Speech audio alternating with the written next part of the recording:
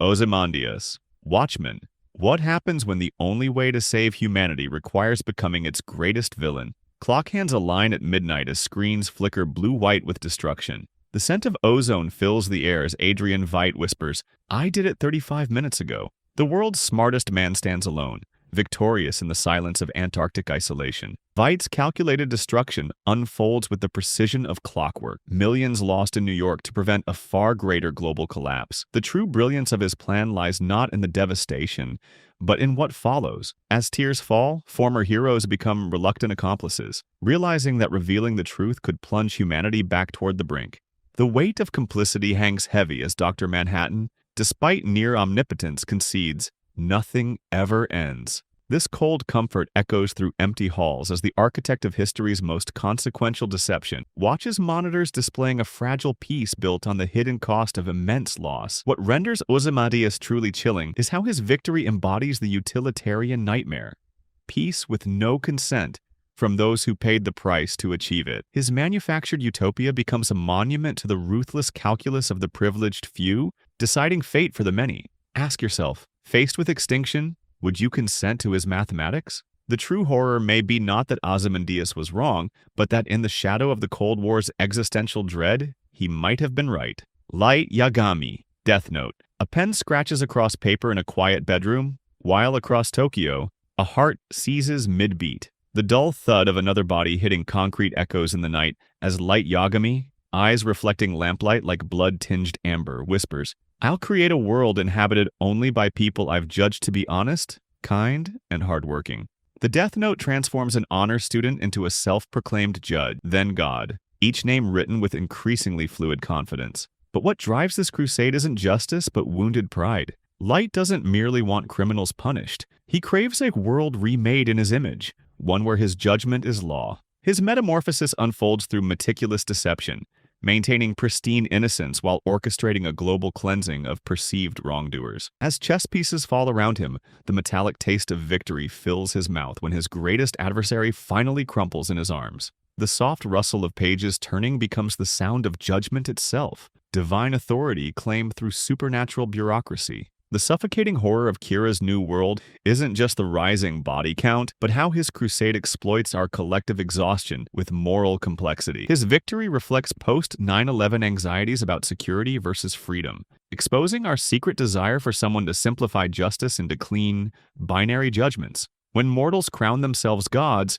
their justice inevitably becomes indistinguishable from the ego that wields it, leaving humanity trapped between criminals it fears and the monster it created to hunt them. Thanos. Avengers. Infinity. War. Reality fractures with a metallic snap. The rough texture of ash dissolves between fingers as confusion gives way to cosmic horror. "I know what it's like to lose," Thanos murmurs, his voice like gravel over steel as the universe learns what true loss means. Unlike Ozymandias, who operates in secret, or Light, who hides behind false innocence, Thanos announces his intentions to the universe. His honesty makes him more terrifying. There is no deception, only conviction so absolute it borders on serenity. The Mad Titan defeats Earth's mightiest heroes not through brute strength, but through the terrifying clarity of his purpose. Where the Avengers hesitate to sacrifice one life, he resolutely wipes out countless lives, each action carried out with the calm of someone convinced it's a necessary balance.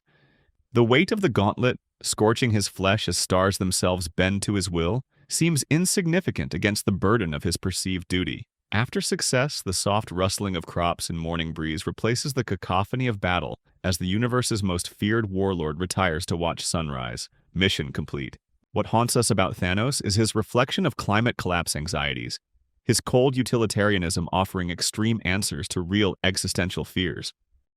His calculations are monstrous precisely because they follow a logic we recognize from our own debates about sustainability and future generations. The universe trembles not before those who crave power for its own sake, but before those who act with unwavering belief that short-term hardship can prevent future disaster. The logic of mercy pushed to its most dangerous edge. JOHAN LIEBERT. Monster. Can evil exist without desire? What monsters emerge when ambition and ideology are replaced by pure nothingness? A child with winter-pale eyes moves soundlessly through a burning orphanage. The crackling flames illuminate his angelic face as a caretaker, acting on his whispered suggestion, strikes another match. "I was born in a town that was dead," he tells a psychiatrist who will soon choose silence over speaking of what Johan revealed. Where Thanos and Ozymandias justify their crimes with grand purpose, Johan represents villainy in its purest form, emptiness masquerading as human. His quiet influence spreads without force, only words that slip into fragile minds.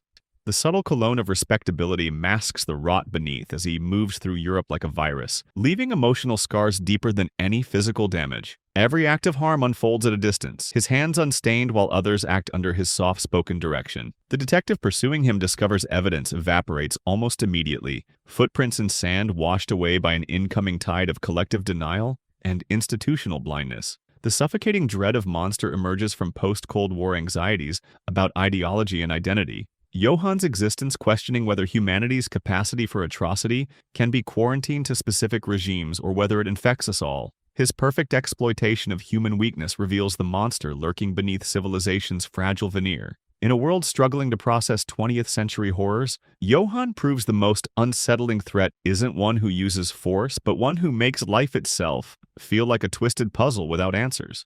The Joker, the Dark Knight. Gotham's White Knight lies corrupted in antiseptic hospital sheets, the sickly sweet smell of burned flesh mingling with medical alcohol. Half his face, a grotesque mirror of choice itself, glistens raw as the Joker's laughter echoes down sterile corridors. Madness is like gravity. All it takes is a little push. The Joker's masterpiece isn't painted in explosives or bank heists, but in the philosophical trap he constructs for Batman and Commissioner Gordon. Where Ozymandias sacrifices millions to save billions, and Thanos sacrifices trillions to save existence itself. The Joker offers no salvation, only revelation.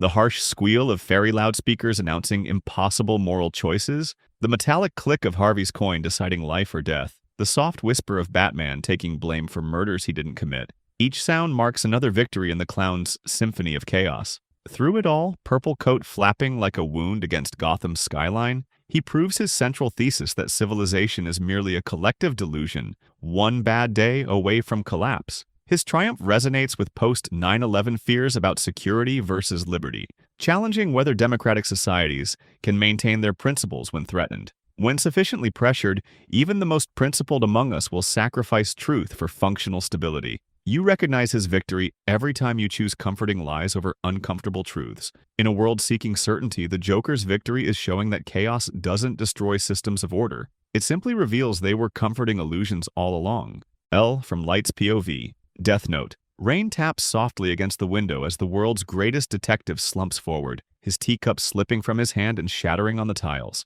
His wide eyes catch a flicker of dreadful realization. Light Yagami, L whispers, the name hanging in the air like both judgment and resignation, as the one behind it all gently steadies his fall. What makes this moment uniquely disturbing is its intimacy. A villain destroying his nemesis not through brutal force, but through betrayal of trust. Light's victory over L marks the ultimate manipulation, outwitting the only mind capable of stopping him through forces no investigation could ever trace. Their psychological battle ends not in explosive confrontation, but in quiet betrayal. The faint rustle of fabric as Light supports his fallen rival, echoing like the final breath of justice. The sweet taste of cake. L's final indulgence lingers in the air as Kira suppresses a victory smile, maintaining his performance even as his greatest obstacle dissolves. Unlike the Joker who embraces his chaos or Johan who embodies emptiness, Light's monstrosity lies in his absolute self-deception. The suffocating dread lies in watching justice personified die in the arms of the man who killed it. A perversion made more complete because Light genuinely believes himself Justice's rightful successor. L's death, occurring amid technological surveillance anxieties of the early 2000s, marks the moment when Light's moral inversion becomes absolute. The most dangerous villain isn't one who admits their flaws, but one who believes their stained hands still hold the scales of judgment. The enforcer mistaking himself for the judge. Homelander. The Boys. Camera flashes strobe across a manufactured American dream as leather gloves grip podium wood. A sharp scent lingers beneath cologne and makeup while Homelander's smile never wavers.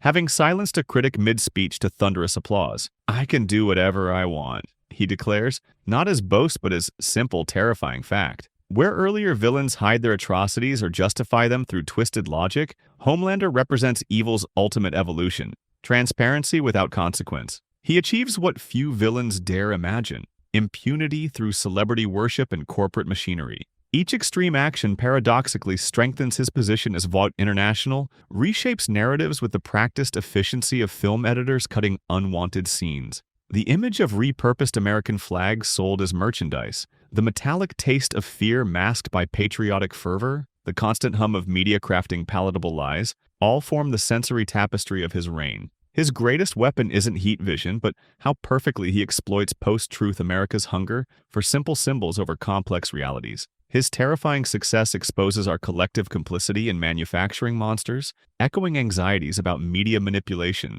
and celebrity worship in modern politics. We elevate individuals to godlike status, then act shocked when they behave like vengeful deities rather than public servants. Look at your own heroes carefully. In an age of curated realities and personal brands, perhaps evil's most complete victory isn't tearing the world down, but convincing it to livestream and cheer as it unravels.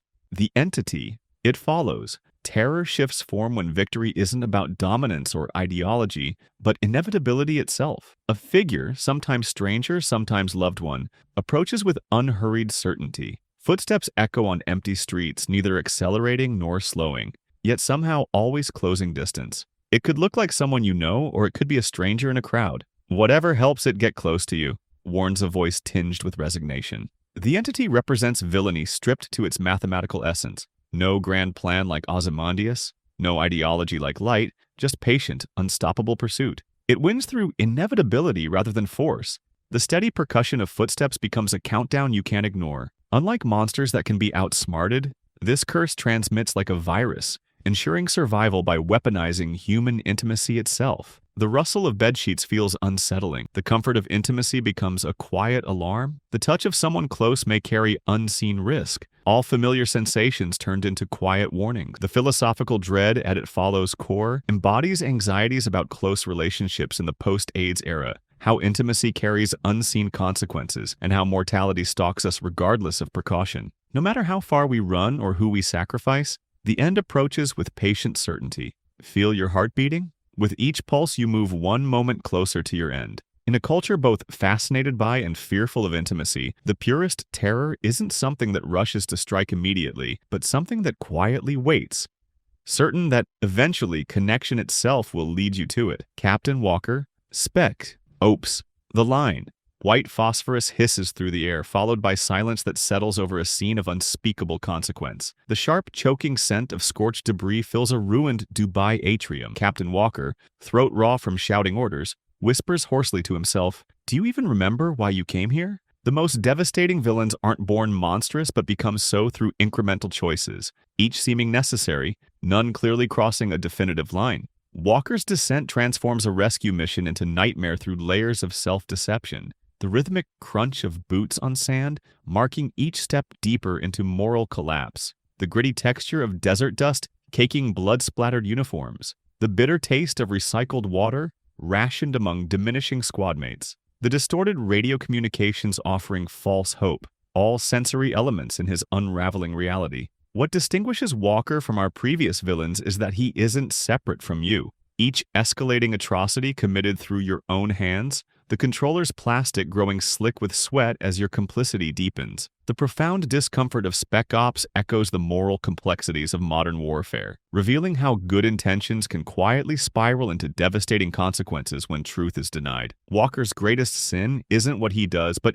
his insistence that necessity left him no choice. How many hard choices have you justified today? In an era questioning the narrative of righteous military force, the most devastating villain is the one we become when we believe our noble goals excuse ever-deepening compromises. The hero's path quietly bending into something unrecognizable. Joseph Seed, Far Cry 5. The horizon glows with amber light as warm wind carries a strange, heavy stillness through the air. Handcuffs bite into wrists as a doomsday preacher. Eyes reflecting mushroom clouds with vindicated calm, murmurs, "Sometimes the best thing to do is to walk away." The prophet was catastrophically right. When is a villain not a villain? When reality proves them right. Unlike every other triumph we've examined, Seed achieves victory not by defeating the protagonist, but by being unsettlingly proven right.